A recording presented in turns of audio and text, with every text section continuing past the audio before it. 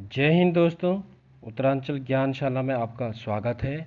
आशा करता हूँ आपकी तैयारी बहुत बढ़िया चल रही होगी। अब आगे उत्तराखंड में कनिष्ठ सहायक की परीक्षा है और इसके अलावा राज्य स्तर पे अन्य परीक्षाएं भी होने वाली हैं और पूरे भारतीय जो है हमारी नेशनल लेवल की राष्ट्र जो पूरे सेंट्रल की केंद्र स्तर की परीक्षाएं होती हैं वो भी परीक्षाएं होने वाली हैं, जिसमें एसएससी की मुख्य परीक्षा भी है। उसमें भी अब जीके आएगी, उसका भी अच्छा खासा भाग रहेगा। तो जितनी भी आपकी आगामी एक दिवसीय परीक्षाएं हैं जहाँ पर आपका जीके का हिस्सा आता है, उसके लिए ये जो टेस्ट है ये बहुत महत्वपूर्ण है और ये विशेषकर उत्तराखंड का जो कनिष्ठ सहायक वाले बच्चे हैं उनके लिए बहुत महत्वपूर्ण है। यहाँ से आप अभ्यास कीजिए। जिस प्रकार भी पेपर आ रहा है, जीके क्वेश्चन अच्छे आ रहे हैं और तो कोशिश करता हूँ कि मैं भी आपके सामने जीके के अच्छे नए और बेहतरीन प्रश्न लेके आ सकूँ।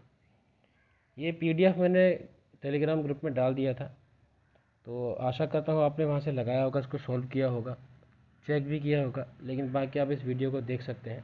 हम फटाफट वीडियो शुरू करते हैं। ये सभी परीक्षाओं के लिए महत्वपूर्ण है। आगामी टेस्ट नंबर 44 है। ये टेलीग्राम चैनल है, इसमें आप जुड़ जाइए और उत्तरांचल ज्ञानशाला करके भी आप टेलीग्राम चैनल खोल सकते हैं। वहाँ आपको सारा पीडीएफ वगैरह या नोटिफिकेशन मिलता रहेगा। सब्सक्राइब जरूर कीजिएगा और शेयर जरूर कीजिएगा। पहला प्रश्न है, मैंने इसको उसी तर्ज में बनाने की कोशिश की है जिस जैसे हमारा भी पाठ्यक्रम दिया गया है। तो पहला प्रश्न है, गोद में स्थान पाया हुआ के लिए एक शब्द क्या होगा? तो गोद को कहते हैं अंक, तो आप अंक से लगा सकते हैं कि ये होगा तो अंक वाला। तो ये तो कट गया, ये दोनों तो कट गए। अंडे तो अंडे से उपजा होता है। अब अंकशाही है और अंकस्थ है, इन दोनों में से कोई एक आपको लगाना है। थोड़ा सा दिमाग लगाएंगे तो अंक में स्थित अंकस्थ हो गया, ये आपका सही आंसर हो गया। तो ऐसे कभी कभी हम क्वेश्चन में हमारे पास जो ज्ञान होता है उसके आधार पर भी हम उत्तर पा सकते हैं। दूसरा प्रश्न है, अभ्यागत का संधि विच्छेद क्या होगा? ये चार विकल्प आपके सामने हैं। तो जैसे ही आपने इसको देखा, इसके संधि विच्छेद तो किया हुआ है, तो आपके दिमाग में आना चाहिए कि एक हमारे पास होता है ई प्लस अन्य स्वर,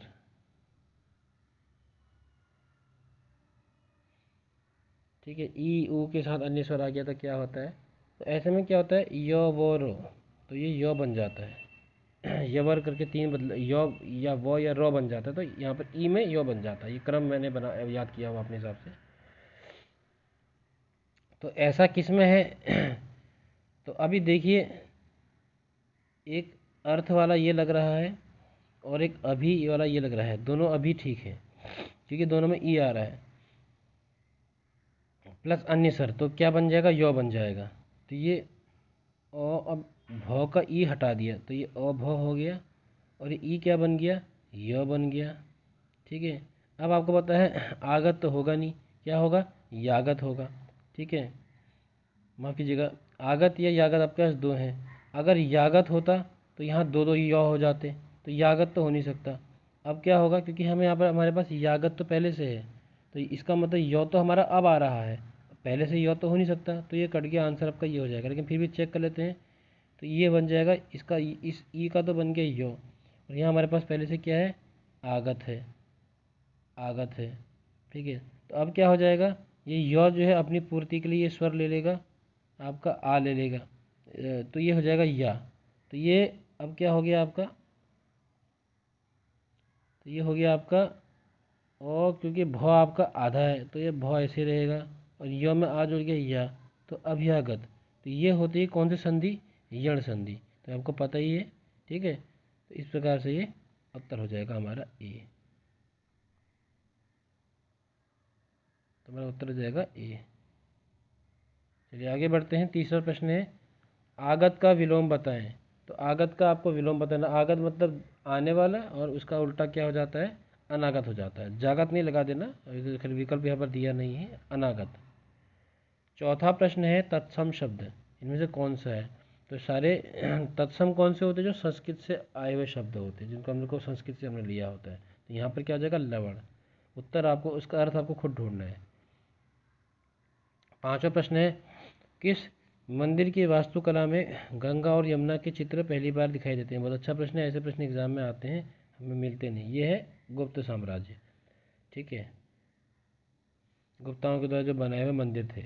निम्न में से कौन सी घटना मुगल साम्राज्य मुग़ल सम्राट मोहम्मद शाह के शासनकाल में नहीं हुई थी?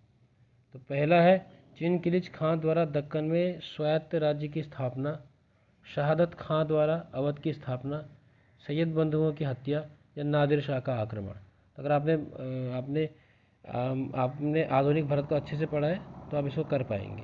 ठीक है, तो हम आते हैं अपने उत्तर की तरफ। तो हमारा सही उत्तर क्या हो जाएगा?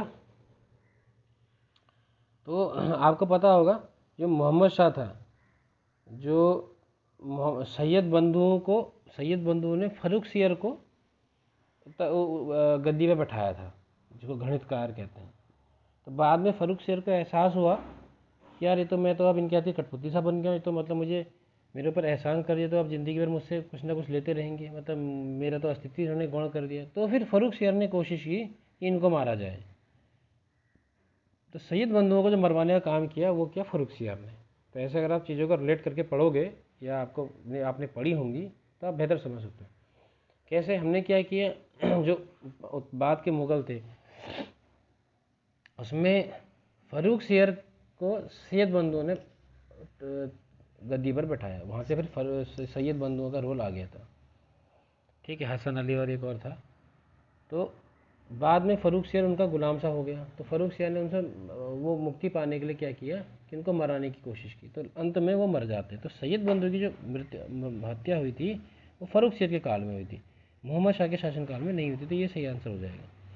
बाकी मोहम्मद शाह के शासनकाल में नादिर शाह ने आक्रमण किया था, ये आपको पता होगा, ये सही है एकदम, कि नादिर शाह उस समय आ गया था। शहादत खां अलग निकल लिया, उसने अवध की स्थापना कर दी। ठीक है, और आपका ये चिनकिलिच खां अलग चला गया, इसने अपना हैदराबाद का राज्य बना दिया। तो ये सब घटनाएं आपको याद रखनी है। अगला प्रश्न है 7वां, शाहजहां को कोहिनूर हीरा किसने भेंट किया? ये भी अच्छा क्वेश्चन है। तो कोहिनूर हीरे की कहानी ऐसी है, गोलकुंडा की खदान से निकला। वहाँ से निकलने के बाद खिलजी वंश जब दक्कन में आए थे तो खिलजी वंश के पास चला गया। खिलजी वंश के बाद फिर ये आपका क्या कहते हैं, शाहजहां को मिला। फिर वहाँ पर बाद में मुग़ल साम्राज्य आ जाता है। फिर शाहजहां से आपका ये के तख्ते ताउस जो था उसका उससे नादिर शाह ले गया। फिर नादिर के बाद ये चला गया अहमद शाह अब्दाली जो था, या अहमद शाह दुर्रानी। ठीक है, अहमद शाह दुर्रानी के पास। ठीक है, अहमद शाह दुर्रानी से फिर ये मिला रंजीत सिंह के साथ संधि हुई, रंजीत सिंह को दिया जो पंजाब के शासक थे। रंजीत सिंह से ये गया आपका दिलीप सिंह के पास, और दिलीप सिंह ने इसको दे दिया अंग्रेज़ों को, डलहौजी को दे दिया। फिर उसने संधि की, इसको दे दिया। और डलहौजी ने क्या किया, उसने तो अपनी रानी विक्टोरिया को दे दिया, और फिर ये वहाँ सुशोभित हो रहा है। ऐसी इसकी कहानी है। तो प्रश्न आता है शाहजहां को कोहिनूर हीरा किसने भेंट किया? तो ये भेंट करने वाला था आपका मीर जुमला। अगला प्रश्न है किस गुप्त शासक ने अपने बड़े भाई की हत्या करके सत्ता प्राप्ति की थी? अच्छा प्रश्न है, यह है चंद्रगुप्त द्वितीय, समुद्रगुप्त। ठीक है, इसने क्या किया था, रामगुप्त को मारा था। सारगेसो सागर किस महासागर का हिस्सा है? ठीक है, तो ये बहुत अच्छा प्रश्न है, आपको पता होना चाहिए। तो ये आपका नॉर्थ अमेरिका वाला हिस्सा हो गया, ये आपका साउथ अमेरिका वाला हिस्सा हो गया। तो यहाँ पर आपका एस से इसमें अटलांटिक ओशन बनता है, आपको पता होगा। तो अटलांटिक ओशन जो नॉर्थ अटलांटिक ओशन है, यहाँ पर को सारगेसो सागर है। ठीक है, उत्तरी अटलांटिक महासागर में इसमें क्या होता है, ठंडी और गर्म जलधाराएं मिलती हैं।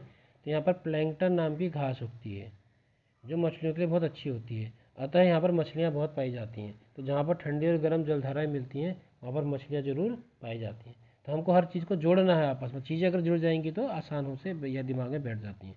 10वां प्रश्न है करेवा किस प्रकार की खेती के लिए जाने जाते हैं? तो जैसे हमारे जब हम पहाड़ से उतरते हैं, नदियाँ पहाड़ से उतरती हैं, तो वो एल्यूवियल सॉइल यहाँ पर डिपॉजिट करती है, यानी कि जलोढ़ मिट्टी यहाँ पर जलोढ़ मिट्टी के पक्षाप बन जाते हैं, मतलब जलोढ़ मिट्टी यहाँ पर जम जाती है। वहाँ पर हम बहुत अच्छी खेती करते हैं, इसलिए हमारे जो उत्तर भारत के मैदान हैं वो इतने अनाज का कटोरे की तरह काम करते हैं। तो वैसे ही क्या होता है जम्मू कश्मीर में आप बर्फ़ मिट्टी ये सब मिलके जो आपका कीचड़ सा बनता है जिसको हम ग्लेशियल क्ले कहते हैं, इंग्लिश में अगर कहें तो ग्लेशियल क्ले कहते हैं। और जो अन्य मटेरियल होता है उसकी ऐसे परत जम जाती है, जैसे वहाँ इस प्रकार के वो मिट्टी की परतें बन जाती हैं। तो उसमें करेवा की उनको करेवास कहते हैं वहाँ पे, करेवास। तो वो केसर की खेती उनमें की जाती है। तो केसर की खेती के लिए वो प्रसिद्ध होते हैं। 11वां प्रश्न है, निम्नलिखित कथनों पर विचार कीजिए। अंतर्राष्ट्रीय जैव विविधता दिवस 2022 की थीम थी जीवन के लिए एक साझा भविष्य का निर्माण। दूसरा है, भारत में बाघ परियोजना 1973 में चालू की गई थी। तीसरा है, स्वेज नहर सन 1869 में खुली थी। तो कौन सा इसमें से क्या हमें बताना है? विकल्प तीनों सही है कि 1 2 1 3 2 3 ऐसे हमें बताना है। तो अगर आपने पढ़ा होगा तो महत्वपूर्ण तो ये हो जाता है कि विविधता, ये तो शायद थोड़ा सा ये तो सबको पता है कि 73 में हुई थी, सही है। स्वेज नहर 1869 में खुली थी, एनसीईआरटी में साफ साफ दिया है, सही है। ये तो आपका डायरेक्ट एनसीईआरटी में इतना हाईलाइट करके दिया हुआ है। अब महत्वपूर्ण ये थीम, अगर आपने सही से पढ़ा है दिवस, उसकी थीम देखिए तो आप बता सकते हो कि तीनों यहाँ पर सही हैं। ठीक है।